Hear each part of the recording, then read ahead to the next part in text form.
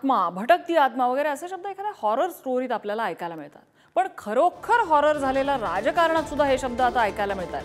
पंतप्रधान मोदींनी शरद पवारांवर टीका करताना भटकती आत्मा असा शब्दप्रयोग केला आणि त्यावरनं राजकारण तापलेलं आहे। शरद पवारांनी नरेंद्र मोदींच्या टीकेला उत्तर दिलं, तर उद्धव ठाकरेंनी नरेंद्र मोदींच्या टीकेला वकवकलेला आत्मा असं म्हणत डिवचलंय आणि यावरनं आता आरोप प्रत्यारोप रंगलेले दिसतात।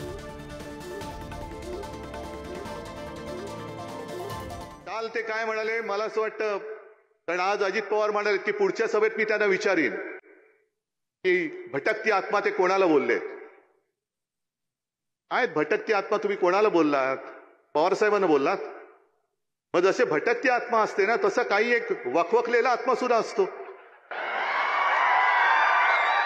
बुभुक्षित आत्मा असतो। आणि हा वखवकलेला आत्मा कसा असतो माहितीये? सगळीकडे जातो आणि सगळं काय पवार साहेब त्यांच्या मुलीला मुख्यमंत्री करायला लढतायत, मी माझ्या मुलाला मुख्यमंत्री करायला लढतोय आणि हे स्वतःसाठी लढतायत, मी माझं माझ्यासाठी आणि सगळी कामं मित्रांसाठी। आम्ही आमच्या मुलांसाठी लढतो आहोत, त्यानं मुख्यमंत्री करायचं की नाही हे जनता ठरवेल। एखादा व्यक्ती रोज बडबड करेल तर त्याला थोडी उत्तर देता येतं आणि वारंवार बडबड करणाऱ्यांची जागा कुठे असते मी तुम्हाला सांगायची गरज नाही। काही भटकते आणि काही वखवकलेले आत्मे महाराष्ट्राचे लचके तोडण्यासाठी किंवा महाराष्ट्र कमजोर करण्यासाठी महाराष्ट्राच्या आभाळात फडफडतायत,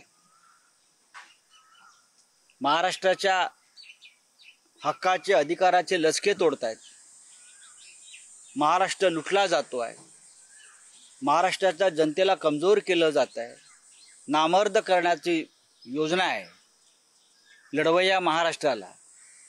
आणि शिवसेना जोपर्यंत ते ठामपणे उभी आहे तोपर्यंत त्यांना शक्य नाही। उद्धव ठाकरेंना टोमणे मारण्याचं अत्यंत कौशल्य प्राप्त आहे त्यांना।